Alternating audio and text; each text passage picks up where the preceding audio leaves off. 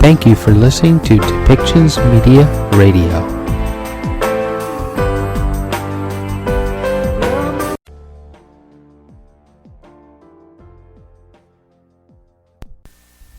Welcome to Policy and Rights, the show about government policy and human rights.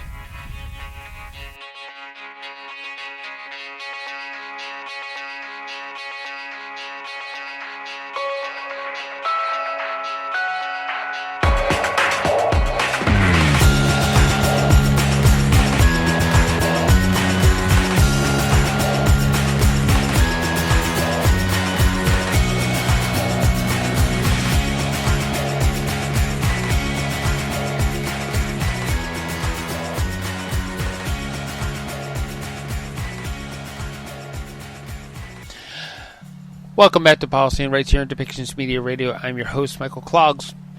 In this next episode, what we're going to hear is Antonio Guterres. He is going to address the UN Security Council and talk about peace in Africa and how African countries have been systematically cut out of permanent positions that would offer equality to Africa through the United Nations. As it stands now, that Africa, one, has a lot of economic troubles and humanitarian, in need of a lot of humanitarian efforts because of their inability to fully step up into the global economy and step up into gaining control of resources that are there within Africa. As we know that, for example, lithium is mined in the DRC, but the people of the DRC receive very little compensation for that resource. That most of the compensation and the rights to those resources goes back to other corporations around the world that are in the Western world. So Antonio Guterres, he's making a statement about how the UN can address that problem by allowing the African countries to have more permanent seats in the United Nations and have more permanent seats on the UN Security Council so that they can have a vote and a say into what is happening in policies in our world and what truly affects the climate change, global economy, and they have a right and a say in what is going on in those global policies. So,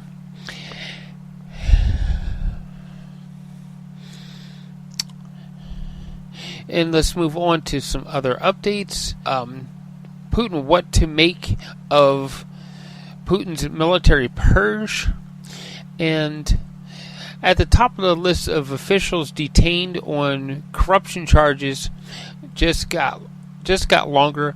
The two men arrested on Thursday, senior defense minister and procurement official Vladimir Vertalevsky and Lieutenant General Vadim Shamarin, the deputy chief of the general staff for the army and head of main communications directorate of the Russian armed forces. They were both accused of corruption and have been detained. And these are key officials within the U.S., within the Russian Federation military and how they operate. According to this report, one of the things that makes the significance of these arrests when one of the top defense officials is arrested in Russia, that's interesting. When 5 senior defense figures are handcuffed in less than a month, that's more like a pattern. It's a purge. And the big question is, why is he doing this purge, especially when he's at war with Ukraine? Why is this happening? According to this report, last year, President Vladimir Putin sided with his military chiefs when Wagner mercenary group leader called for their replacement. But the Russian president is averse to acting under pressure. He won't be told what to do. That doesn't mean Mr. Putin won't act. It's just he will act under his own choosing. And finally, the last question is, according to this report, is are more people in the firing lines, and that part isn't clear as yet. As far as a purge of the Russian military will go, or how many more senior figures will end up behind bars. Kenya President William Ruto is in the in Washington D.C. under the invitation of Joe Biden to demonstrate commitment to Africa at a time when Washington appears to be playing catch-up roles in its engagements with the continent. But the relations with other African allies are under strain as strategic rivals, including Russia and China, challenge traditional areas in Western influence. At one time, Mr. Ruto would have been unlikely candidate to have been feted at the White House with pomp and ceremony, granted only a handful of close allies a year. The International Criminal Court charged him with crimes against humanity related to the violence following Kenya's 2007 election, but the case collapsed when Mr. Ruto has since reinvented himself as an indispensable partner to the U.S. Lingering suspicions about his Democratic credentials are not the reason that Congress decided inviting him to address the joint session, says the U.S. Ambassador to Kenya, Meg Whitman. As far as she knows, it's a scheduling issue. Ms. Whitman, a former CEO of companies such as eBay, Hewlett-Packard, and Enterprise, is a champion of Kenya and its investment potential as a tech hub, the so-called Silicon Savannah. So we're going to move forward, and let's listen to what the Secretary General of the United Nations had to say to the UN Security Council. I warmly welcome His Excellency the Secretary General, His Excellency Mr. Antonio Guterres, and give him the floor. Mr. President, Excellencies, I thank Mozambique for bringing us together to discuss Africa's crucial role in maintaining peace and security. Go on in English. Today's discussion is about peace in Africa itself, but also strengthening Africa's role in peace and development globally. Excellencies, Africa is an important voice for the global good. The continent is home to many examples of unity and solidarity in a fractured world. We see this unity in Africa's focus on ending poverty and hunger, supporting refugees fleeing across borders, and achieving sustainable development.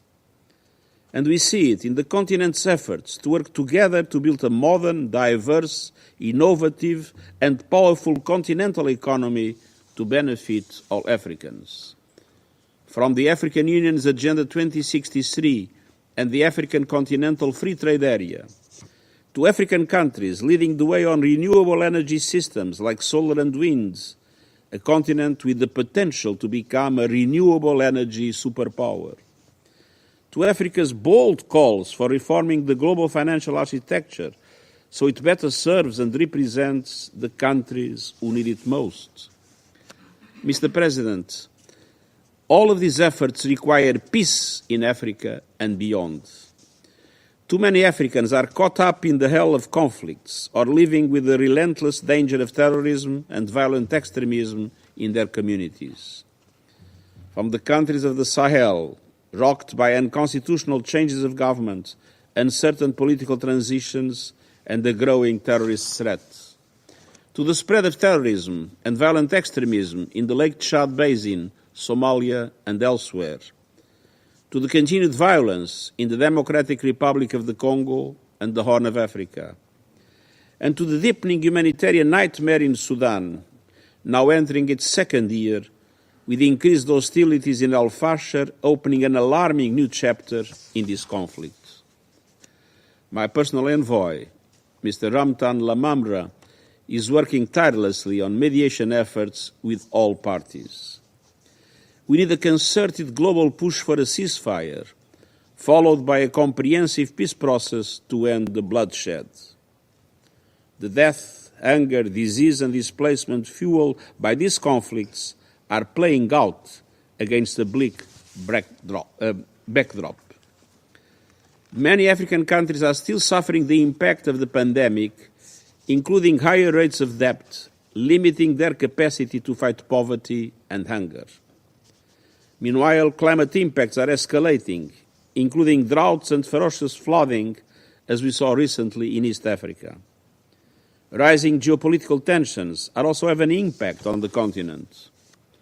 In some countries, we see grave human rights violations and abuses, an epidemic of gender-based and sexual violence, a flouting of international law, and a global climate of impunity.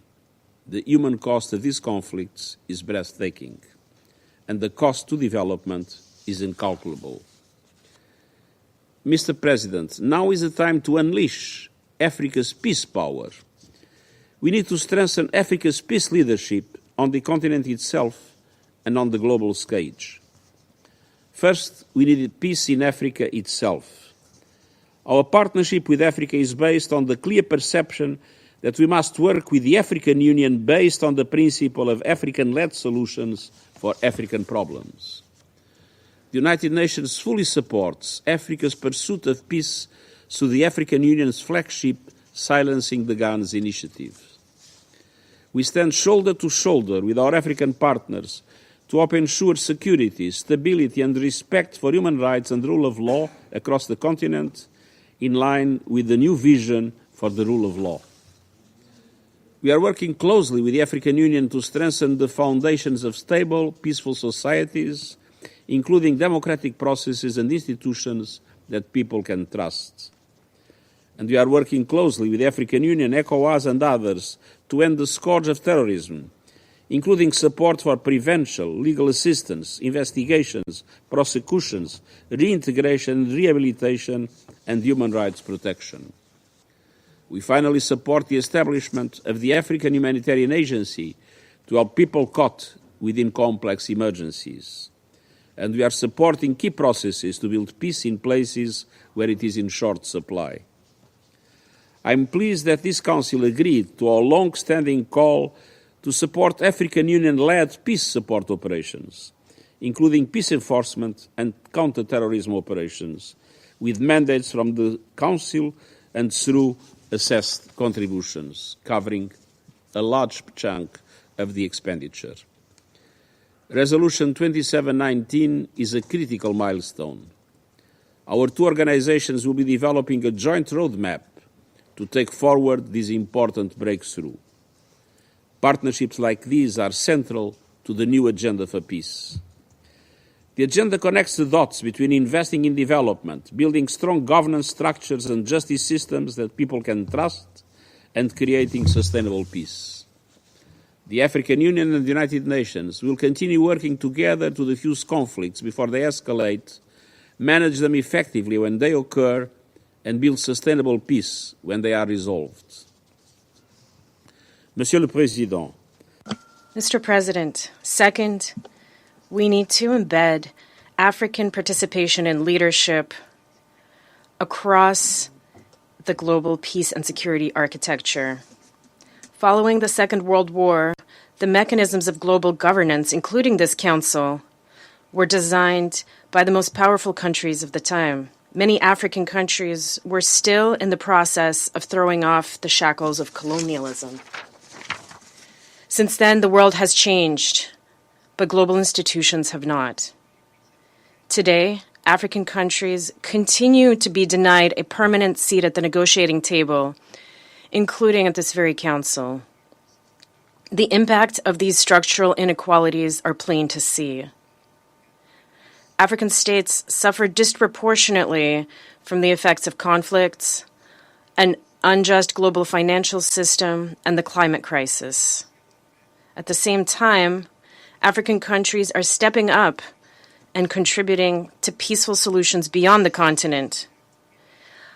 In this connection, I commend Kenya for leading the upcoming multilateral security support mission in Haiti, and other African countries for offering to send troops. Africa deserves a voice in the global peace and security architecture. But Africa's voice can only be heard if African countries can participate in global governance structures as equals. This must include correcting the lack of permanent African representation at this council. It must also include reforming the global financial architecture, especially its handling of debt, so that African countries have the support they need to climb the development ladder. September's Summit of the Future will be an opportunity to push forward on all of these issues, and I've invited all heads of state to attend. I count on African member states to seize the moment and put forward specific proposals aimed at enhancing Africa's representation within all global governance structures. Mr. President, we must be clear-eyed about the deep challenges ahead, but the people of Africa have always risen to the challenges of the day. Peace is the key to unlocking Africa's future for Africans themselves and for strengthening the continent's voice and influence in building peace around the world. Peace depends on African leadership. I look forward to working with this council and with the governments, institutions, and people of Africa in this important work. I thank you. I thank His Excellency Mr. Antonio Guterres, the Secretary General of the United Nations, for his input. Yeah. All right. Good afternoon. In a short while, I will be joined by the Director of Advocacy and Operations for OCHA, Edem Wosunu. She will update you on her recent mission to Afghanistan and Pakistan last week, as well as Sudan earlier this month. This morning, the Secretary General of the United Nations addressed the Security Council of the United Nations. He spoke at an open debate on strengthening Africa's role in security and development globally. Recognizing Africa's crucial role, he said the continent is home to many examples of unity and solidarity in a fractured world, ranging from the focus on ending poverty and hunger to supporting refugees fleeing across borders and achieving sustainable development. Now is the time to unleash Africa's peace power, Mr. Guterres said. The Secretary General added that strengthening Africa's voice can only happen if African countries can participate in global governance structures as equals. This must include correcting the lack of permanent African representation on the Security Council. And today, the High Commissioner for Human Rights, Volker Turk, welcomed the resolution adopted by the General Assembly to designate 11 July as the International Day of Reflection and Commemoration of the 1995 genocide in Srebrenica. This resolution is further recognition of the victims and survivors in their pursuit of justice, truth, and guarantees of non-recurrence, he said, adding it is only an important step towards the promotion of culture of remembrance and peace in Bosnia and Herzegovina and in the region. For her part, Alice Nderitu, the special advisor on the prevention of genocide, also welcomed the resolution, saying it will be instrumental in honoring the victims, ensuring that their sacrifice is never forgotten, as well as cementing the legacy of those who worked so tirelessly to bring justice to the victims. Turning to the situation in Gaza, the Office for the Coordination of Humanitarian Affairs warns that if aid does not begin to enter Gaza in massive quantities, desperation and hunger will spread even further. The closure of Rafah crossing and limited functionality of Karim Shalom in the south have choked off the flow of life-saving supplies. The World Food Program says there are no food distributions taking place in the south, except for some limited stocks that are being provided to community kitchens for hot meals. The World Food Program hopes to work with partners to see more community kitchens open in areas like Khan Yunis, which is hosting people who have fled the escalating hostilities in Rafah. Since the beginning of this month, WFP has worked with more than 70 community kitchens across Gaza to support 4.4 million hot meals to the people of Gaza. Meanwhile, the World Health Organization says that many hospitals lack fuel and medicine due to the continuing closure of the Rafah crossing. In a social media post, Dr. Tedros, the head of the World Health Organization, warns that access to health care across Gaza is shrinking. He said that Kamal Adwan Hospital in the north is also no longer functioning. WHO said another hospital in the north, Al Auda, was reportedly invaded earlier on Wednesday after days under siege. Meanwhile, in the West Bank, OCHA says that 12 Palestinians were killed in the Israeli operation in Jenin, which concluded yesterday. More than a dozen others were injured, including one medical worker. Multiple UNRWA facilities were damaged. Residential shelters and civilian infrastructure were also destroyed. And you've been asking about the fuel supply issue in Gaza, and I can tell you that just over 1 million liters of fuel have entered Gaza Strip since the Rafah operation began on May 6. This means that on average we're receiving just 29% of the fuel allocations that we would have received under arrangements in place prior to 6 May, further hindering the functioning of bakeries, hospitals, water wells, and other critical infrastructure. Also, I have a short update for you on our activities in Haiti. You will recall that, as we mentioned, food distribution in Cité Soleil, in the capital Port-au-Prince, that we mentioned the food distributions in Cité Soleil in an effort to address alarming reports regarding the food security situation there. In total, some 93,000 people were reached with over 600 metric tons of food in the past 2 weeks alone. Since early March, WFP has provided close to 900,000 hot meals to about 100,000 people in 80 displacement sites in the Port-au-Prince metropolitan area. Our colleagues from the International Organization for Migration tell us that yesterday they distributed 34,000 liters of water in 3 sites for displaced people in the capital. They also continue to provide medical services through mobile clinics in the Port-au-Prince site. Moving to South Sudan, the head of our peacekeeping mission there, Nicholas Haysom, today attended a meeting in Juba of the reconstituted Joint Monitoring and Evaluation Commission. He grabbed this opportunity to stress the urgent need for transitional government to fully implement the revitalized peace agreement in view of the dire economic and humanitarian situation in South Sudan, as well as the reports of anticipated flooding due to the rising waters of the Nile River.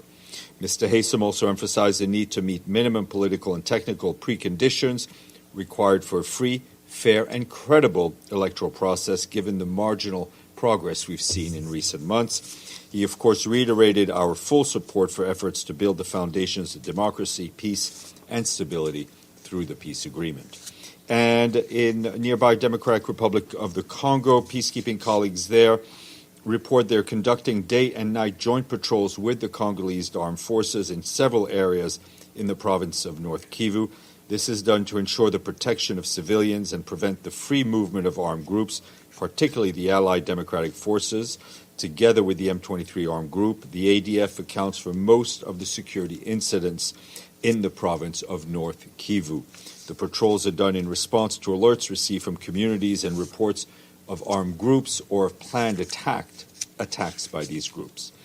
Our friend Under Secretary General for Humanitarian Affairs, Martin Griffiths, has wrapped up a visit to Abu Dhabi, where he met with the Emirati officials to discuss humanitarian issues and ways to further strengthen the collaboration between the UAE and the United Nations. Meanwhile, in a social media post today, Mr. Griffiths thanked Qatar for its efforts to reunite with their families 6 children from Ukraine who had been displaced into Russia. He noted that this underscores the strength of Qatar's humanitarian leadership. And staying on Ukraine, today in Ukraine, Denise Brown, who leads the UN's effort in Ukraine, condemned the deadly attack on Kharkiv city, which follows 2 weeks of attacks in the region. Homes, businesses, transport, and other civilian infrastructure have been destroyed, and thousands of civilians, including older people and people with disabilities, have been forced to flee, leaving entire lives behind. We, along with our humanitarian partners, continue to support evacuated people and those impacted by the strikes.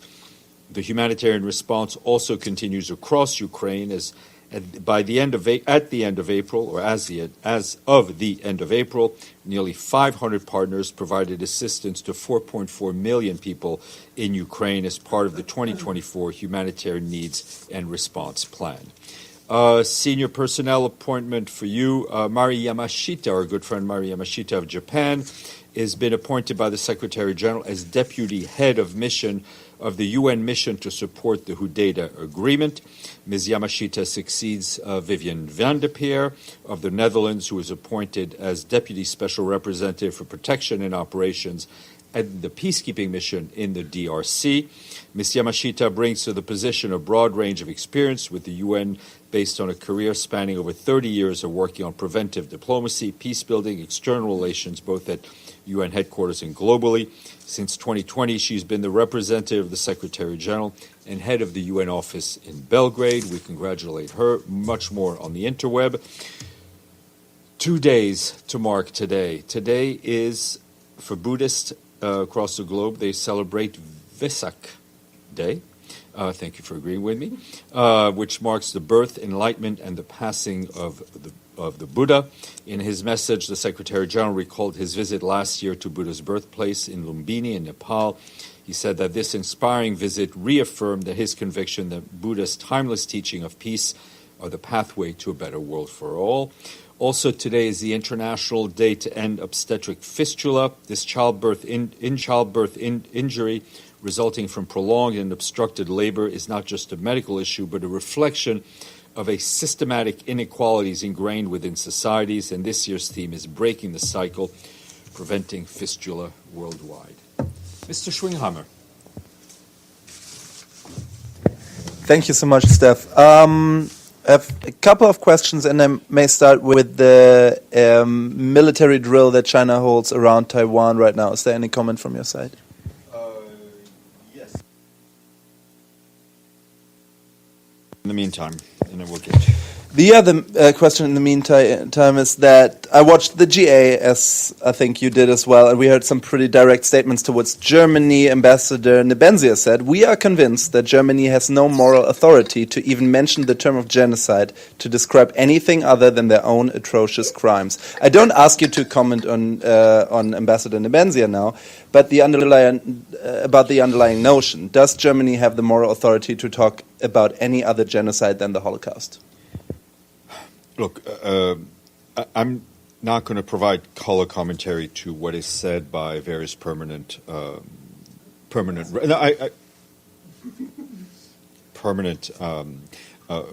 representatives.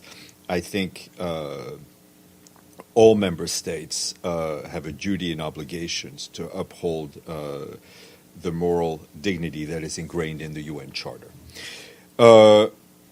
On China, I can tell you that we're, of course, following the developments in the Taiwan Straits closely. We urge the relevant parties to refrain from acts that could escalate tensions in the region. And as you know, on the issue of China, we are guided by the General Assembly resolution of 1971. Madame. Thank you, Steph. Following up on your update on the situation with regards to hospitals in Gaza, earlier today, the hospital officials for Al-Aqsa hospitals had a press conference in which they said they were hours away from running out of fuel. They also, the hospital director in particular, named the UN, and he implored the UN to do all it can do to get fuel to them. He also, and I quote, said the UN was procrastinating. How would you like to respond?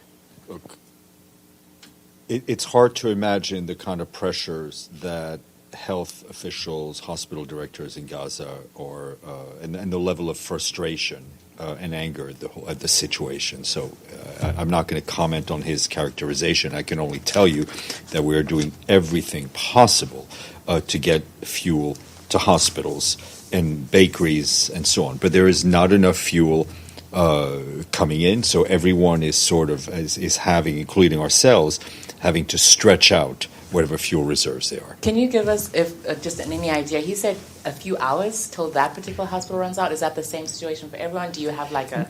I don't have that level of granularity here. The thing with fuel is that I think, speaking for ourselves, right? I can't speak for the hospitals, for ourselves, but when the levels get low, we stretch it out. So it's hard to say we run out in X number of days. But I cannot speak for the hospital itself. Ibtisam, then Benny. Thank you, Steph. I want to go back to the General Assembly and the resolution that was adopted. Human Rights Watch issued a statement, and they said in their statement, among others, that the resolution references the Bosnian Serb leaders convinced by the International Tribunal for their role in the genocide, but leaves out any reference to the UN peacekeepers' dismal failure to protect thousands of Palestinian Muslims, men and boys who were summarily executed. Do you have any comments on that issue, specifically the issue of the role of the UN peacekeeper? Well, I mean, what I can tell you, obviously, is that the Secretary doesn't vote, nor does it draft the resolutions. On the issue of the UN conduct and peacekeeping conduct in Srebrenica, I think it has been looked at and studied, notably in the report by Mr. Brahimi, and I think the UN, in terms of the Secretariat, has been very clear on its failings in its operations at the time. Benny. Two questions about two parts of the world, and by the way, some are over. The first about your comment on China and Taiwan. The what? Your comment on China and Taiwan. You said the resolution of 1971. From what my history, from what I remember, is that's the resolution that changed Taiwan to China, to Communist China, right? The Republic of China to the People's Republic of China, the seat. Is that what you're referring to, and what does that mean in this context? Well, it means in terms of our standing on Taiwan as a province of China. So, as far as the UN concerned, China can take over Taiwan anytime? That is not at all what I said. Well, if it's a province... I know. What I said is that we urge the relevant parties to refrain from acts that could escalate tensions in the region. Okay. Secondly, on another part of the world, Egypt just announced that it will not open the Rafah crossing until Israel leaves the Rafah crossing on the other side. Any comment? Well, we would like to see Egypt and Israel and any other parties involved come to an agreement so that the crossings are reopened. Any onus on any of the sides here? I think there's onus on all the sides involved. Madame Bissan. There was a political report yesterday, I'm not sure if you're aware of it, that the Biden administration is in talks with the EU border assistance mission to actually take control of the Rafah border crossing. Have you seen this? I have not. Can you get back to us? Yes, I have not, and I can tell you that my sense is that once I have read the report, my answer will be that we are not, we have no comment on whatever discussions may take place. Okay. But I'm happy to look at the report nonetheless. Okay. And on hospitals, Israel today, they had been, there was an operation around the Al-Auda hospital, and they actually cleared the hospital from doctors, and there was an operation that has been going on for days, if you have any comments. Yeah, I mean, we mentioned that in my opening. Yep, that's okay. You, please. Thank you, Steve. So I have a follow-up question about the Maria Mashita. When will she start to work? I will ask her, and I will tell you. Deji. Just a quick question. Does anybody in the UN actually attend the funeral of President of Iran? No, sir. No. We were not. No, we were not present. Residential coordinator? He did not. Okay. Okay. I will get back to you, Benny. Let's go to Michelle and then Abdelhamid. Benno. Yeah, sorry. A follow-up on Rafah. Given that Kerem Shalom is open and Egypt is saying that Rafah is closed because it's unsafe for humanitarians on the other side, does the UN agree with Egypt's assessment, or would you like to see the crossing opened and you take your chances? Look, nowhere is safe, 100% safe for not only for the civilians in Gaza, but for humanitarian workers in Gaza. I think the numbers bear that out tragically. The Kerem Shalom crossing, some trucks have come through. The challenge on picking up on the Gaza side of the Karim Abu Salam crossing remain in terms of whether it's fighting, whether it's coordination, all of that remains. It's not simple. It's not an either or. There are a lot of doorways into Gaza, right? Whether by land and or by sea. We don't control those doorways, but we want them all to be open. Abdelhamid. Thank you, Stefan. I don't know if you were asked this question or not, but as you know, the Associated Press issued a detailed report on Wednesday about the alleged accusation of Hamas committing sexual attacks on the hostages. The report says that it was clear that the settler Hayim Otmazjin Abdelhamid, what is the question, sir? The question is, he admitted he fabricated the allegation. Would the Secretary General and the senior officials now revise their speeches and take out that sentence about sexual attacks?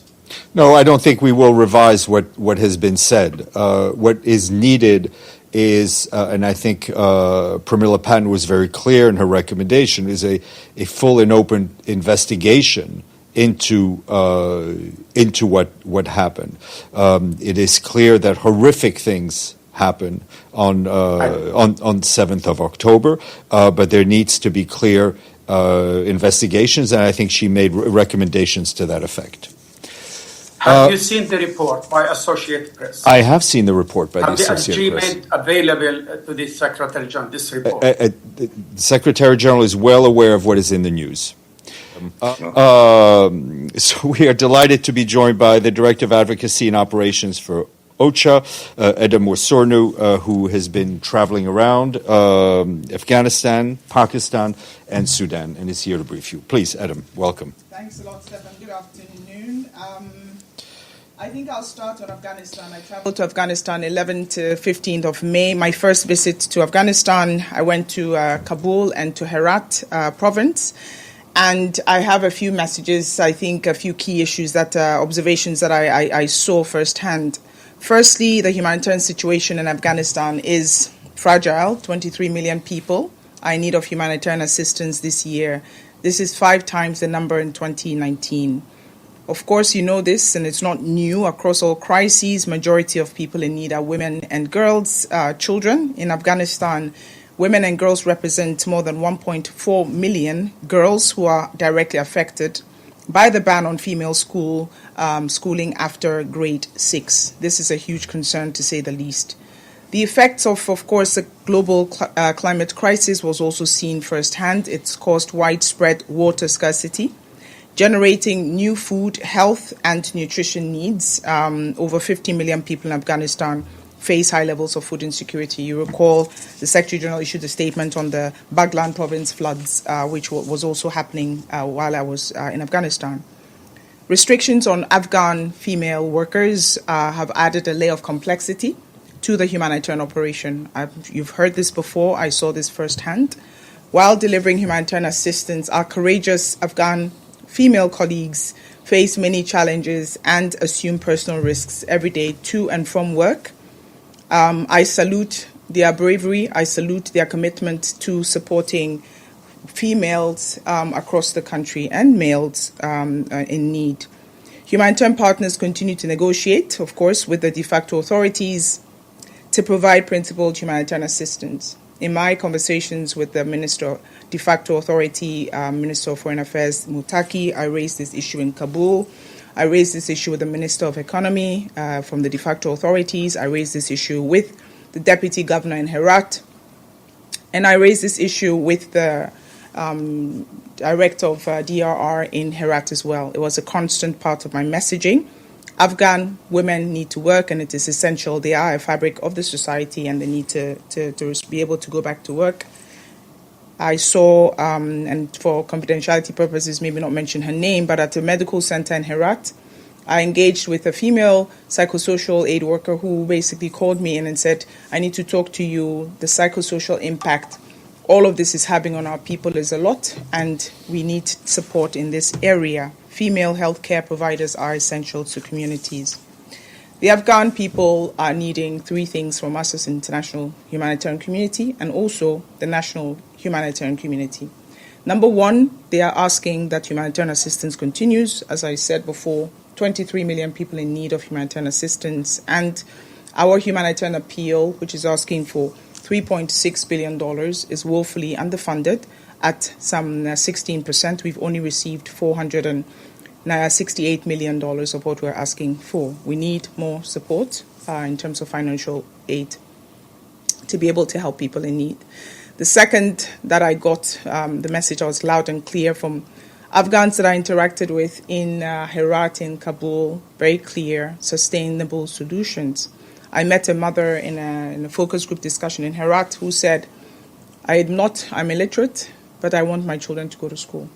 I'm also looking for the tools that I lost in an earthquake on the 7th of October, 2022 in Herat, to be able to continue to weave carpets. She was very clear that she did not want handouts, but she wanted to sustain herself.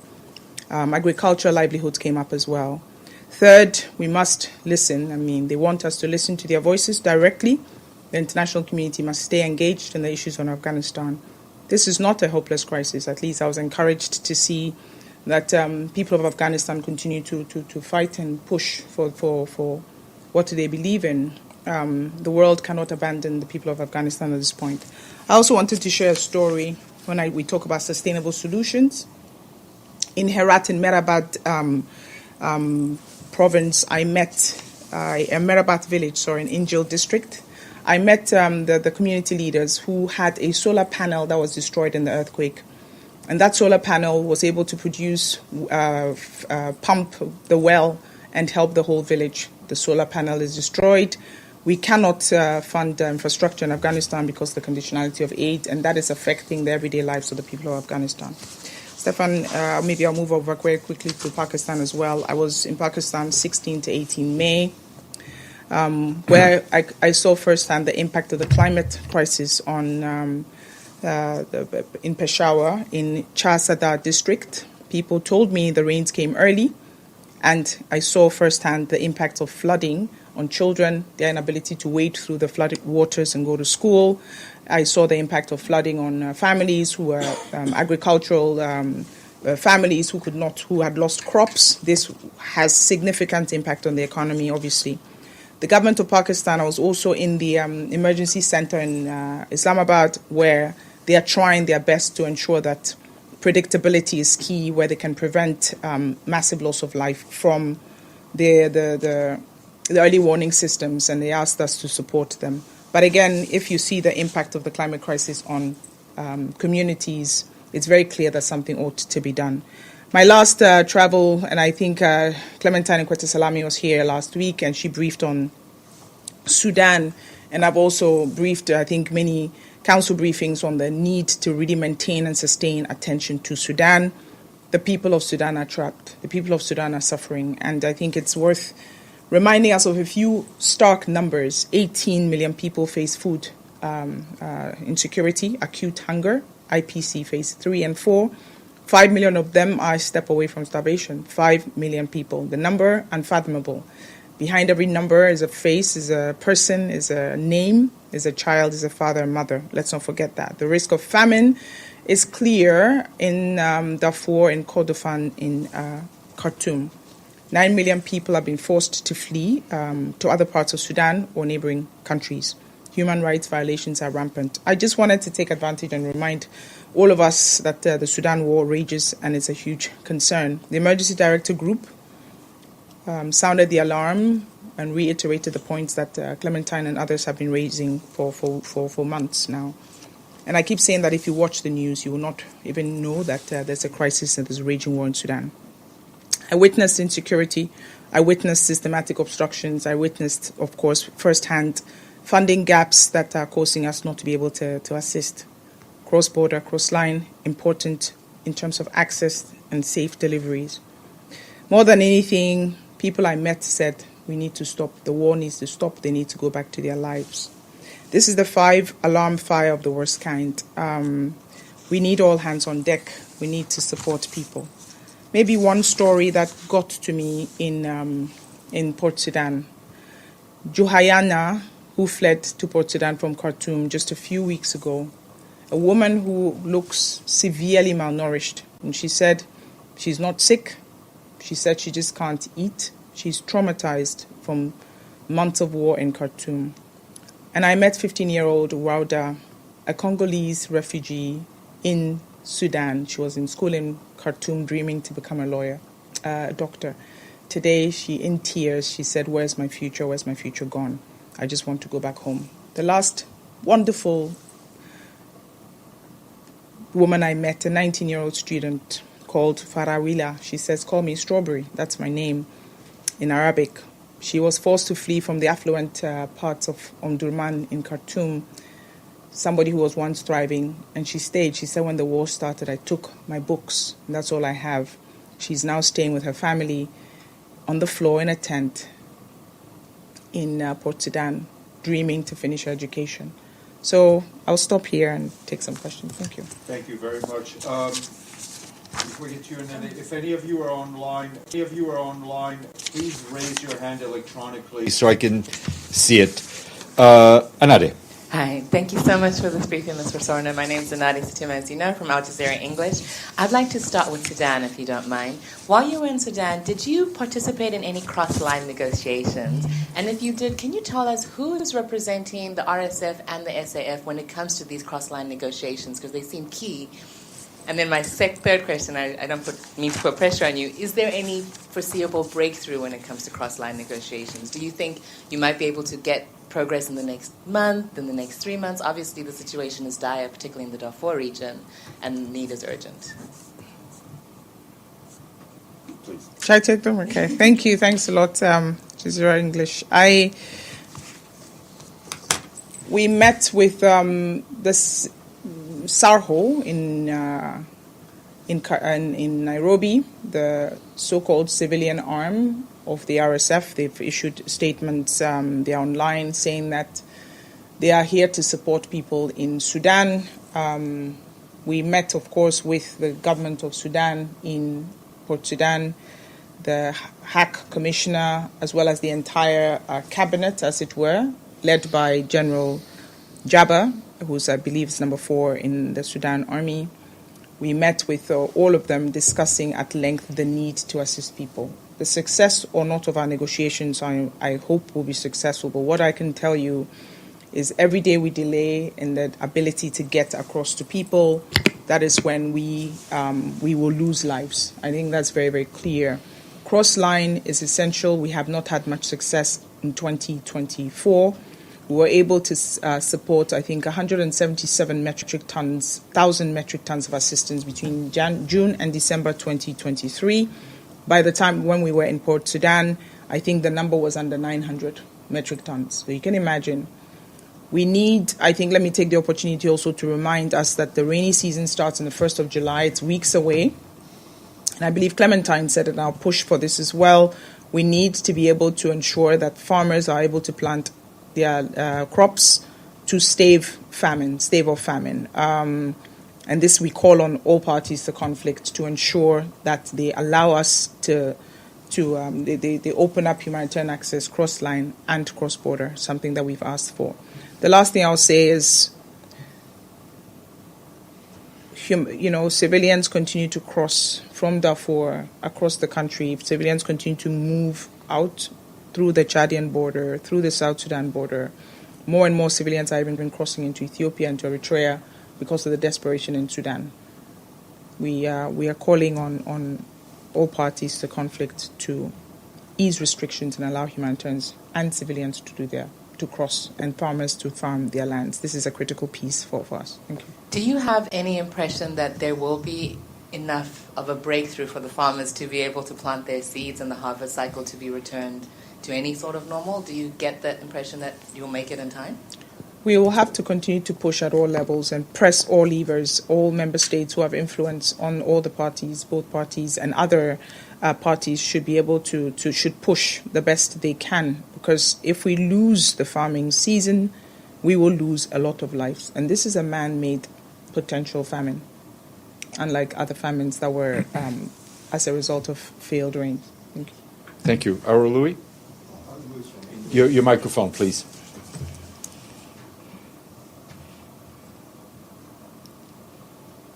Arun Lewis from Indo-Asian News Service. I have a series of questions. One is, how is it being there as a woman and interacting with the restrictive officials of the interim government or the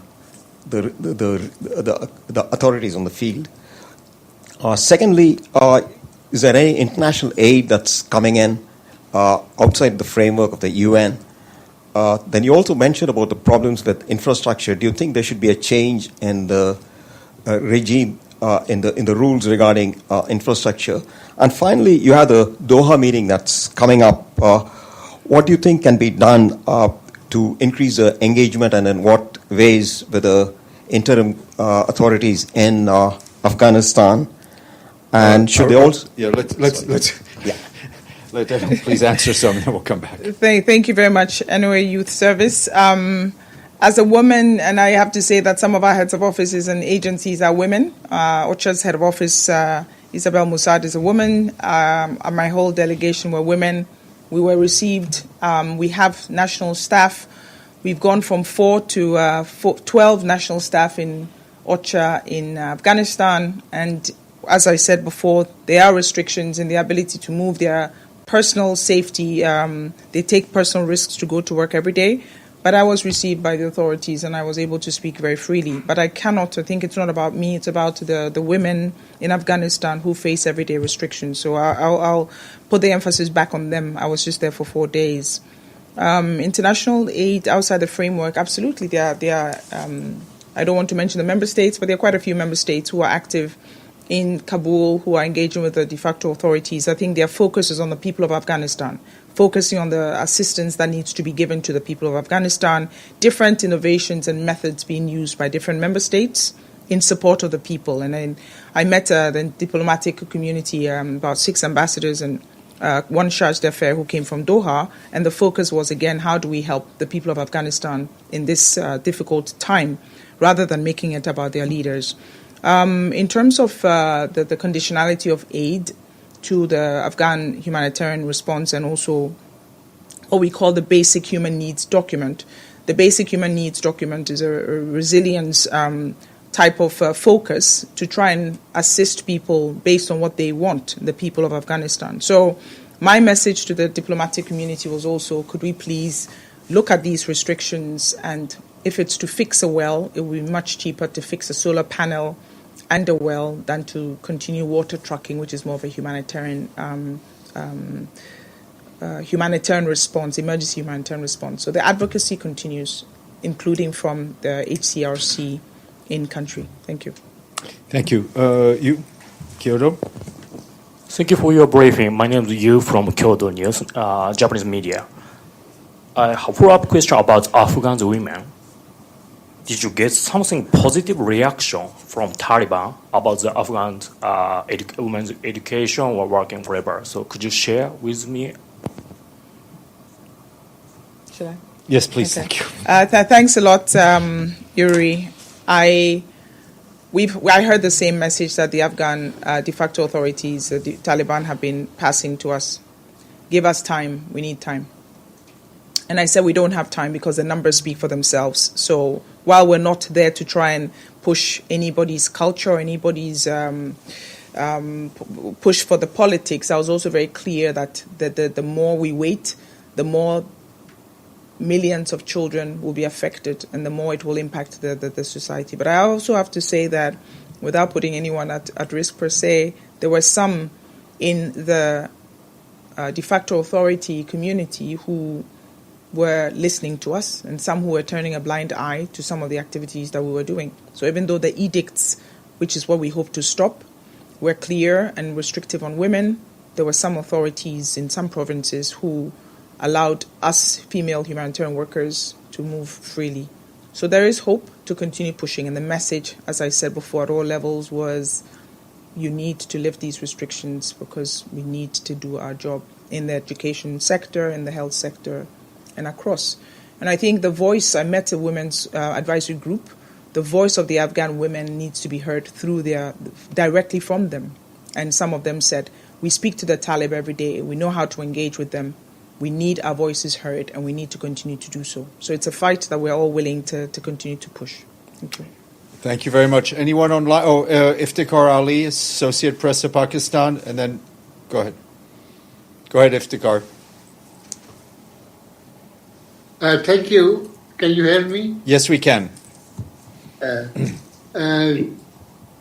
Madam, you spoke about the adverse effects of climate exchange in Peshawar and Darsadda, and I come from that region.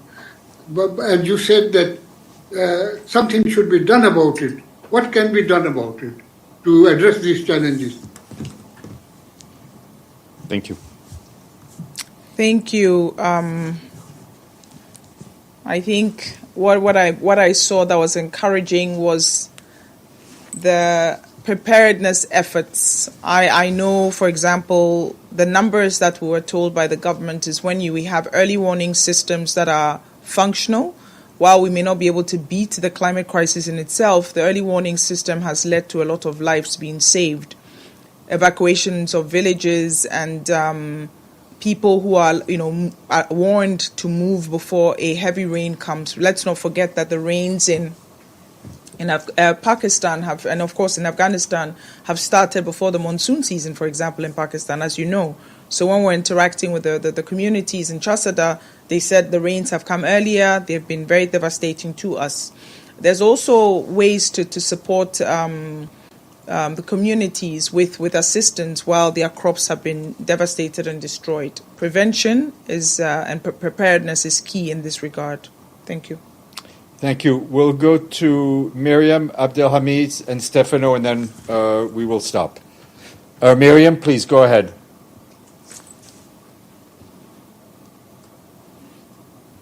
Miriam? Okay, let's... Abdelhamid, go ahead, please. Oh, thank you for this opportunity. My name is Abdul Hamid Sayam from the Arabic daily Al-Quds Al-Arabi. I have two questions about the repatriation of Afghan refugees from Pakistan. There was some program to bring back to Afghanistan many refugees. How do you characterize the movement of Afghan refugees being repatriated to their country?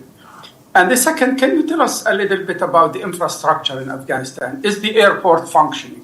How is the communication? Is there, for example, electricity and other basic services in Afghanistan? Are they running, or there's so much shortages in that field? Thank you. Please. Thank you for this question. I have to say I traveled for 3 weeks, came back, and there was no water in my apartment in Manhattan. And that was quite shocking. I could not believe it. I haven't done my laundry because our laundry room also got burnt down. Luckily, in my travels in Sudan, in Pakistan, and Afghanistan, and to your question, there was electricity, there was water, even in the villages. Where, as I said, if the water pump worked, there was the community said, we have water. Infrastructure has actually, I was surprised, I have to say, first time in Afghanistan, extremely naive, saw women walking in Kabul. This is a conversation I had with the diplomatic community. And I said, but they're walking around without their mahram. Of course, 72 kilometers outside the cities, there are restrictions and more restrictive. So I'm not fooled in any way by what I saw in Kabul, what I saw in Herat. But the systems are working. Of course, devastated by years of war. There was electricity, there was running water, and this was an issue that did not come up. The floods will affect infrastructure, obviously, and some bridges were broken, although some were destroyed, although some trucks ventured over it. Our UN convoy did not. Repatriation of Afghan refugees from Pakistan, this was an issue that came up throughout with the de facto authorities as well, asking for our support, talking to Iran, talking to Pakistan. The humanitarian coordinator Indrika and the country team were able to immediately respond to the Afghan refugees who were sent back from Pakistan to Afghanistan a few weeks back. They continue to advocate for, and UNHCR, of course, it's doing a great job at advocating for the prevention of refoulement and also being careful about stressing an already stressed system in Afghanistan if people who return or are returned from the neighboring countries are not done so in a systematic manner. Thank you. Thank you. Last question, Stefano Vaccaro. Thank you very much for the opportunity. This is not related to this last trip in Afghanistan or Sudan. What is about Haiti, and I would like to know if your organization has been in contact with with Kenya authorities or even the United States. They're basically planning the deployment of those soldiers or policemen of Kenya. If there is coordination with the UN in how then to provide help for and structures and water and everything they need in Haiti. There has been any contact, or they just doing without the UN? Thanks a lot for this. Of course, the MSS, we have our colleagues from DPPA and other parts of the UN, including OCHA, supporting conversations also in DC with how to engage with the force that is not a UN force going into Haiti. There has been coordination also at the ground level. The humanitarian coordinator, the SRSG, and other high-level authorities in the UN in Haiti are engaged in those conversations as well. Absolutely. Now, the key message for us is to ensure that it's very clear that the force is not a United Nations force, and we need to continue to message around that. But indeed, we will coordinate with them when it comes to ensuring that humanitarian assistance from my side, from where we sit as OCHA, humanitarian assistance continues to be delivered the best way possible, and we're in daily contact with our teams and the leadership on the ground in this regard. Thank you. Great. Thank you so much. Thank you very much. I just, I'm sorry, I had this question very quick, what was for Stefan, but I couldn't do it before. It's still related to Haiti. Stefan, please, can you tell me if the Secretary General had any contact with the Kenyan president or the president of the United States before the meeting in Washington? He spoke to the president of Kenya when the Secretary General was in Nairobi about 2 weeks ago. Thank you, and please stay for Monica, who will brief you on behalf of the PGA. Hey everyone, this is Bissam from Gaza, and Palestine is not only Gaza. Today in the morning, the Israeli army started a military operation in Jenin city and Jenin refugee camp in the north of the West Bank. They've sent more than 1,500 Israeli soldiers, tanks, jeeps, and bulldozers. Until now, since the morning, they've killed 7 people, 7 civilians. One of them was a doctor heading to the hospital. Another one was a teacher heading to the school. Another one was a student, a child heading to his school, and more civilians. We're talking also about more than 20 injuries. Most of them are in critical conditions, and one of them was a journalist covering the situation in a hospital in the city. The UNRWA finally at the afternoon had a temporary truce for 30 minutes to evacuate the students from the schools back to their homes in the city and the camp. The situation is very critical. It's the first time after 2 months that the Israeli army invade Jenin city and Jenin camp. It's not only about Gaza, and don't let the Israeli army and Israel take the advantage of all eyes keeping in Gaza, because they are still committing massacres and still committing crimes in the West Bank non-stop. Since the beginning of the genocide, more than 500 people were killed. Most of them are children, are adolescents, and civilians, of course, in the West Bank. Okay, more than 500 people. This besides the settlers' attacks on the vehicles, the farms, the homes, burning people's homes, like literally while people are still in the home sleeping in the night. What is happening in the West Bank must seen and heard more. This is all beside the Israeli government stealing lands and building more settlements every day. More, of course, since the beginning of the genocide, because all eyes are in Gaza and people are thinking that Gaza is the only place occupied in Palestine, while the West Bank is just suffering day after day.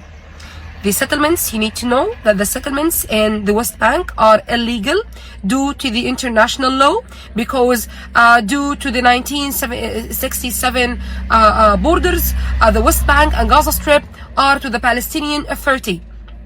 And after Oslo declaration or agreement, after the 1993, the Israelis must withdraw from the West Bank and from Gaza Strip. Now what? They are occupying both.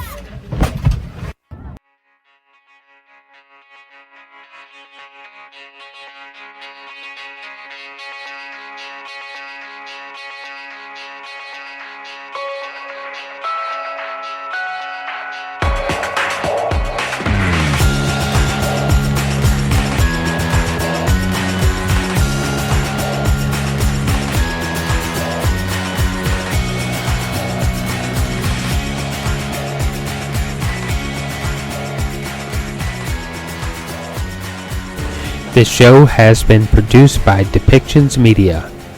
Please contact us at depictions.media for more information.